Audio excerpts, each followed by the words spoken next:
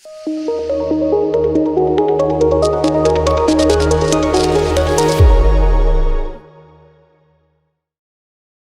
ఇప్పుడు మనం కంప్యూటర్ నెట్వర్క్ని కనుక మనం పరిశీలించినట్లయితే కంప్యూటర్ నెట్వర్క్లో రైట్ ఇప్పుడు మరి వాట్ ఈజ్ నెట్వర్క్ అంటాడు. వాట్ ఈజ్ నెట్వర్క్, ఇక్కడ వాట్ ఈజ్ నెట్వర్క్ అని అంటే చాలా ఉంటాయండి పాయింట్స్. వాట్ ఈజ్ నెట్వర్క్ అన్నప్పుడు ఇక్కడ మీరు కనుక పరిశీలించినట్లయితే ఒకటి ఇంటర్ కనెక్షన్ ఆఫ్ సిస్టమ్స్ అని వచ్చండి. Inter connection of systems, right, inter connection of systems. Interconnection of systems ఏదైతే ఉందో దీన్ని మనం కంప్యూటర్ నెట్వర్క్ కింద కన్సిడర్ చేస్తాం. ఒకటి inter connection of systems, okay. లేదు అంటే దీన్నే కొన్ని సందర్భాల్లో మనకు వచ్చేసి ఏంటి అని అంటే ఇంటర్ కనెక్షన్ ఆఫ్ సిస్టమ్స్తో పాటు ఇక్కడ మనకి group of interrelated systems అని కూడా అనొచ్చండి. Interrelated systems, group of interrelated systems. Interconnection of systems అనొచ్చు, లేదు అంటే దీన్ని మనం group of interrelated systems అని కూడా అనొచ్చండి. అంటే మనకు జనరల్గా నెట్వర్క్ అనేది ఎట్లా ఫామ్ అవుతుంది అంటే ఎప్పుడైనా కూడా ఇండివిజువల్ సిస్టమ్స్ అన్నీ ఒకదానికొకటి ఇంటర్నల్గా కనెక్షన్ అయి ఉంటే దాన్ని మనం నెట్వర్క్ కింద కన్సిడర్ చేయడం అనేది జరుగుతుంది. ఇంటర్ కనెక్షన్ ఆఫ్ సిస్టమ్స్ అనొచ్చు, ఇంటర్ రిలేటెడ్ సిస్టమ్స్ అనొచ్చు, రైట్.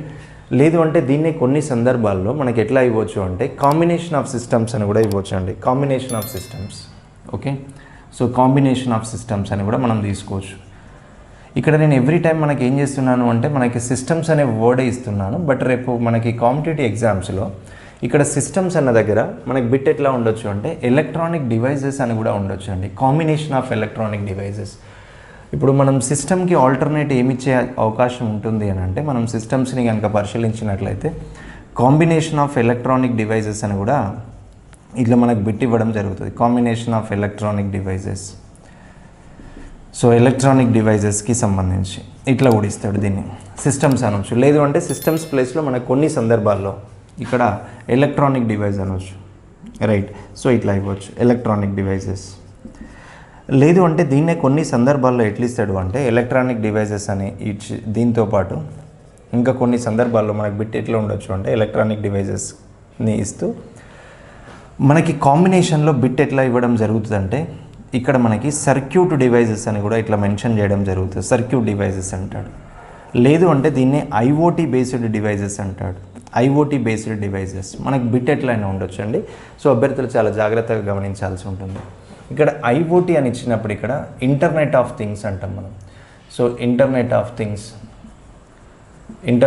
థింగ్స్ అంటారు దీన్ని. ఐఓటీ బేస్డ్ అప్లికేషన్స్ అని ఇస్తారు. ఐఓటీ బేస్డ్ అప్లికేషన్స్ అని ఇచ్చి దీన్ని మనం ఇంటర్నెట్ ఆఫ్ థింగ్స్ కింద మనం బిట్ కన్సిడర్ చేయడం అనేది జరుగుతూ ఉంటుంది. సో అభ్యర్థులు అదొకటి గమనించాల్సి ఉంటుంది అక్కడ. అయితే ఇక్కడ మనం జనరల్గా కంప్యూటర్ నెట్వర్క్ని కనుక మనం పరిశీలించినట్లయితే ఒకసారి మనం ఇక్కడ చూద్దాం జనరల్గా ఎట్లా ఉండొచ్చు అని అంటే ఇప్పుడు ఫర్ ఎగ్జాంపుల్ ఒక సిస్టమ్ ఉంది ఇక్కడ, రైట్. దీన్ని ఇండివిజువల్ సిస్టమ్ అంటారండి. Individual system. తర్వాత నెక్స్ట్ ఒక సిస్టమ్ ఉంది, రైట్. ఇది కూడా ఇండివిజువల్ సిస్టమ్. నెక్స్ట్ ఒక సిస్టమ్ ఉంది, ఇది కూడా ఇండివిజువల్ సిస్టమ్స్. ఈ సిస్టమ్స్ అన్నీ ఏంటి అంటే సో ఒకదానికొకటి ఇట్లా ఇంటర్ కనెక్షన్ అయి ఉంటాయి. సో ఇంటర్ కనెక్షన్ అయి ఉండి ఒక నెట్వర్క్ ఫామ్ అయింది అనుకోండి. సో దాన్ని మనం నెట్వర్క్ కింద కన్సిడర్ చేస్తాం అన్నట్టు. దీన్నే ఇంటర్ కనెక్షన్ ఆఫ్ సిస్టమ్స్ అంటారండి, రైట్. సో ఇట్లా క్వశ్చన్ అడుగుతాడు. అయితే ఇక్కడ మీరు ఫోకస్ చేయాల్సింది ఏంటంటే కాంపిటేటివ్ ఎగ్జామ్లో నెట్వర్క్ మీన్స్ అంటాడు. నెట్వర్క్ మీన్స్ అనొచ్చు, లేదు అంటే వాట్ ఈజ్ నెట్వర్క్ అనొచ్చు, right. How to generate a network అనొచ్చు. సో ఇట్లా మనకు కాంబినేషన్స్లో బిట్ ఉండొచ్చు. దీన్ని మనం ఇంటర్ కనెక్షన్ కింద స్టార్ట్ చేస్తాం, గుర్తుపెట్టుకోండి. లేదు అంటే group of interrelated systems అని కూడా మనం అనుకోవచ్చు. సో కాంబినేషన్ ఆఫ్ సిస్టమ్ అని కూడా మనం బిట్ తీసుకోవచ్చు అండి, అభ్యర్థులు గమనించాలి, రైట్. సో ఇట్లా మనకి 3 మోడల్స్ నుంచి కూడా మనకు ఆన్సర్ జనరేట్ అయ్యే అవకాశం ఉంటుంది, రైట్. అయితే ఇక్కడ మళ్ళీ మనకి ఇంకొక పాయింట్ తీసుకుంటే ఎట్లా ఉంటుంది అంటే దీంట్లో కంప్యూటర్ నెట్వర్క్ వల్ల బెనిఫిట్స్ ఏంటి అంటాడు. What is the major advantage అడుగుతాడు. What is the primary functionality of the computer network అంటాడు. ఇప్పుడు మనకు కంప్యూటర్కి ప్రైమరీ ఫంక్షనాలిటీ ఏముందో ఒకసారి చూద్దాం. దీన్ని primary functionality. So what is the primary functionality అంటాం మనం. What is the primary functionality of the computer network. దీనికి మరి సంబంధించిన ప్రైమరీ ఫంక్షనాలిటీ ఏముంది అనేది ఒకసారి చూద్దాం. సో ఇక్కడ ప్రైమరీ ఫంక్షనాలిటీస్ని కనుక మనం పరిశీలించినట్లయితే మెయిన్ థింగ్ వచ్చేసి అంటే నెట్వర్క్ వల్ల మెయిన్ అడ్వాంటేజ్ ఏంటి అంటే దీని యొక్క ప్రైమరీ ఫంక్షనాలిటీ అంటే నేను ఇక్కడ రాస్తున్నాను షేరింగ్ ఆఫ్ రిసోర్సెస్. ఓకే, ఇది ఒక major thing, sharing of resources. మనం రిసోర్సెస్ని షేర్ చేసుకోవడం. లేదు అంటే దీన్నే ఇంకొకటి వచ్చేసి ఏంటి అంటే షేరింగ్ ఆఫ్ ఇన్ఫర్మేషన్ అంటాం. షేరింగ్ ఆఫ్ ఇన్ఫర్మేషన్ అనొచ్చు, లేదు అంటే దీన్నే షేరింగ్ ఆఫ్ రిసోర్సెస్ అనొచ్చు. ఓకే, రిసోర్స్ షేరింగ్ అనేది ఉంటుంది. రిసోర్స్ షేరింగ్ అయితే మనకి ఎక్కడైతే ఉంటుందో దాన్ని మనం నెట్వర్క్ కింద కన్సిడర్ చేస్తాం. సో అభ్యర్థులు గమనించాల్సి ఉంటుంది. అది షేరింగ్ ఆఫ్ రిసోర్సెస్ అన్నాం, షేరింగ్ ఆఫ్ ఇన్ఫర్మేషన్ అన్నాం. మరి ఇక్కడ రిసోర్సెస్ అంటే ఏంటి? మరి ఇప్పుడు రిసోర్సెస్ని ఎట్లా షేర్ చేస్తుంది? ఈ రిసోర్సెస్ని ఎందుకు యూజ్ చేస్తాం? రిసోర్సెస్ అంటే ఏంటి అంటే ఇక్కడ మనకి అది ఏదైనా అవ్వచ్చు అండి. హార్డ్వేర్ కాంపోనెంట్స్ అయి ఉంటాయి, అవి హార్డ్వేర్ కాంపోనెంట్స్ అయి ఉండొచ్చు, రైట్. లేదు అంటే వీటిని ఫెరిఫరల్ డివైజెస్ అయి ఉండొచ్చు, ఫెరిఫరల్ డివైజెస్, రైట్. ఇట్లా మనకి ఈ రిసోర్సెస్ని షేర్ చేసుకోవడం జరుగుతుంది. ఇప్పుడు ఫెరిఫరల్ డివైజెస్ని కనుక మనం పరిశీలించినట్లయితే, ఫర్ ఎగ్జాంపుల్ ఒక ప్రింటర్ ఉంది. ఎన్ని సిస్టమ్స్ ఉంటే అన్ని సిస్టమ్స్కి ప్రింటర్ ఉండాల్సిన అవసరం లేదు. ఒకటే కామన్ ప్రింటర్ని మనం మల్టిపుల్ సిస్టమ్స్కి మనం కనెక్ట్ చేయడం అనేది జరుగుతూ ఉంటుంది. ప్రింటర్ రిసోర్స్ దీన్ని షేర్ చేస్తూ ఉంటాం. లేదు వచ్చేసి ఫర్ ఎగ్జాంపుల్ ఒకటి స్కానర్ ఉంది, స్కానర్ని షేర్ చేయడం. లేదు వచ్చేసి అంటే ఫ్యాక్స్ ఉంది, ఫ్యాక్స్ బేస్డ్ అప్లికేషన్స్, వీటిని షేర్ చేయడం. సో ఇట్లాంటి టూల్స్ని, లేదు అంటే ఒకటి కామన్ ప్రొజెక్టర్ ఉంది, సో కామన్ ప్రొజెక్టర్ని మనం షేర్ చేయడం, డిస్ప్లే డివైజెస్ని. సో ఇట్లా మనం రిసోర్స్ షేరింగ్ అనేది దాంట్లో జరుగుతూ ఉంటుంది. సో అభ్యర్థులు అది గమనించాల్సి ఉంటుంది, రిసోర్స్ షేరింగ్ రిలేటెడ్, రైట్. ఓకేనా? సో ఇప్పుడు మనకు ప్రైమరీ ఫంక్షనాలిటీస్లో ఒకటి sharing of resources, sharing of information, right. ఇప్పుడు రిసోర్సెస్ని మనం తీసుకున్నట్లయితే ఒకటి హార్డ్వేర్ కాంపోనెంట్స్, తర్వాత ఫెరిఫరల్ డివైజెస్ కింద తీసుకుంటాం. కొన్ని సందర్భాలలో ఫర్ ఎగ్జాంపుల్ ఇప్పుడు మనకు హార్డ్వేర్ కాంపోనెంట్ ఉంది. మరి ఇప్పుడు హార్డ్వేర్ కాంపోనెంట్కి రిసోర్స్ షేరింగ్ అనేది ఎలా ఉంటుంది? సో హార్డ్వేర్ కాంపోనెంట్కి రిసోర్స్ షేరింగ్ని కనుక మనం కన్సిడర్ చేసినట్లయితే ఒకటి దీంట్లో మనకు వచ్చేసి ఏంటి అంటే ఎన్ఐసి అని ఉంటుంది. ఎన్ఐసి అంటే మనం కంప్యూటర్ నెట్వర్క్లో మనం ఇది ఒకటి ఎన్ఐసి అంటాం. ఎన్ఐసి అంటే దీన్నే మనం నెట్వర్క్ ఇంటర్ఫేస్ కార్డ్ అంటామండి, గుర్తుపెట్టుకోండి అభ్యర్థులు. So network interface card, so NIC అంటే నెట్వర్క్ ఇంటర్ఫేస్ కార్డ్ కింద మనం కన్సిడర్ చేస్తాం దీన్ని వచ్చేసి NIC, network interface card representation, right. ఇది ఒకటి. తర్వాత ఇంకొకటి ఏంటి అంటే దీంట్లోనే కనుక మనం పరిశీలించినట్లయితే ఇదే హార్డ్వేర్ కాంపోనెంట్స్లో మనకి ఇంకొకటి ఈథర్నెట్ అని ఉంటుంది, ఈథర్నెట్ అప్లికేషన్స్. సో ఈథర్నెట్ అనేది కూడా మనకు దీంట్లోనే రావడం జరుగుతూ ఉంటుంది. సో ఈథర్నెట్ షేరింగ్ అనేది కూడా మనకి ఇక్కడ వస్తుందండి, ఇది ఒకటి గుర్తుపెట్టుకోవాలి. లేదు అంటే కామన్గా మనం కొన్ని సందర్భాలలో మనం మోడెమ్ ఏదైనా డివైస్ ఉంది, డివైస్కి మోడెమ్ రిసోర్స్ షేరింగ్ అనేది ఇవ్వడం జరుగుతుంది. ఇప్పుడు కాంపోనెంట్స్లో మనకు వచ్చేసి ఏంటి అంటే కేబుల్స్ ఉంటాయి, నెట్వర్క్ కేబుల్ షేరింగ్. సో దీన్ని నెట్వర్క్ కేబుల్ షేరింగ్ అంటాం. సో మనకి కేబుల్ని షేర్ చేస్తూ ఉంటాం. కేబుల్ షేరింగ్ అనేది కూడా సో మనకి దీంట్లో ఫామ్ అవ్వడం అనేది జరుగుతూ ఉంటుంది. అయితే ఇవన్నీ పాయింట్స్ని గమనించుతూ ఉన్నప్పుడు క్వశ్చన్ అడుగుతాడు, so which of the following is the primary functionality of the computer network అంటాడు. మరి కంప్యూటర్ నెట్వర్క్కి మనకి ప్రైమరీ ఫంక్షనాలిటీ ఏముంది అంటాడు. సో దానివల్ల మెయిన్ అడ్వాంటేజ్ ఏంటి, దాని ఫంక్షనాలిటీ ఏంటి? సో ఫంక్షనాలిటీస్ని కనుక మనం పరిశీలించినట్లయితే, ప్రైమరీ ఫంక్షనాలిటీని కనుక మనం తీసుకున్నట్లయితే అది ఎలా ఉంటుంది అని అంటే ఈ 2 పాయింట్స్ని అభ్యర్థులు గమనించాల్సి ఉంటుంది. ఒకటి షేరింగ్ ఆఫ్ రిసోర్సెస్, తర్వాత నెక్స్ట్ వచ్చేసి sharing of information. Sharing of resources and sharing of ఇన్ఫర్మేషన్ని వీటికి మనం ప్రైమరీ ఫంక్షనాలిటీ కింద మనం బిట్టు తీసుకోవడం అనేది జరుగుతూ ఉంటుంది. సో అభ్యర్థులు దీన్ని చాలా ఫోకస్ చేయండి.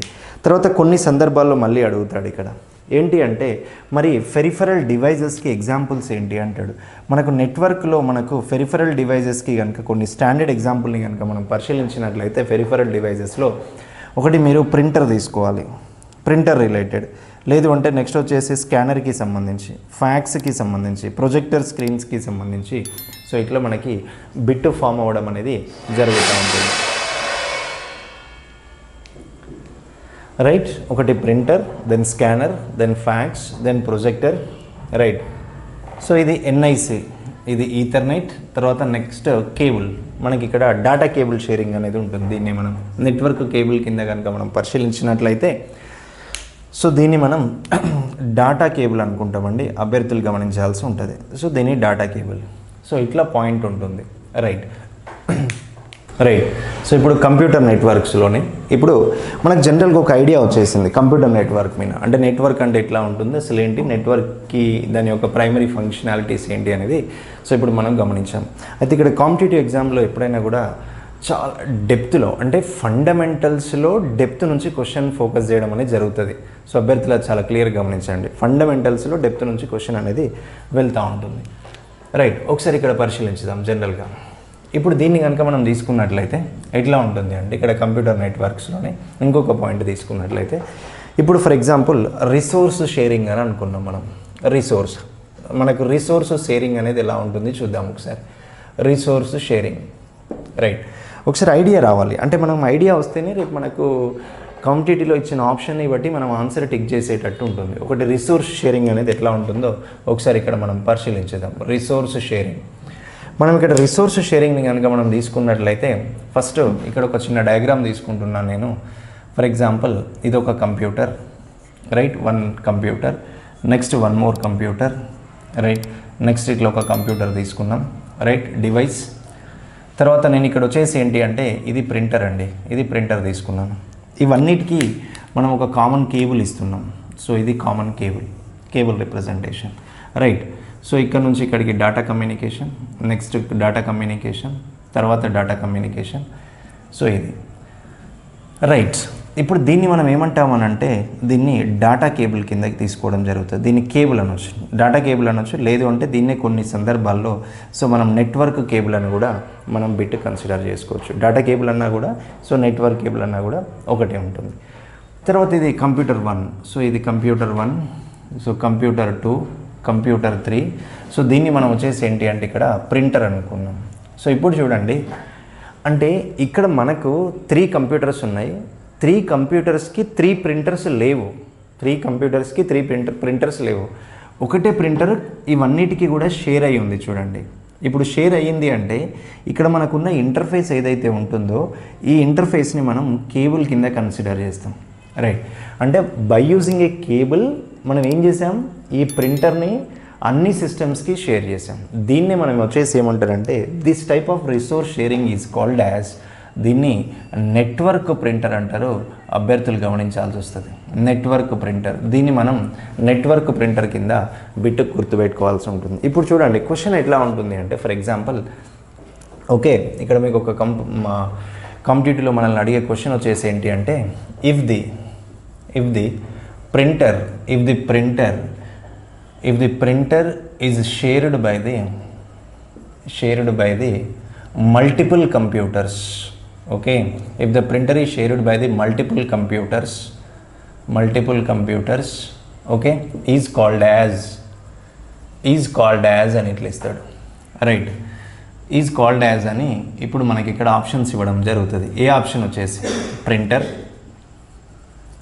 బి ఆప్షన్ వచ్చేసి resource printer, next C option వచ్చేసి network printer, so D option వచ్చేసి బి అండ్ సి అని ఇవ్వడం జరుగుతుంది. సో ఇట్లా మనకు ఆప్షన్స్ ఇస్తాడండి, గుర్తుపెట్టుకోండి, రైట్.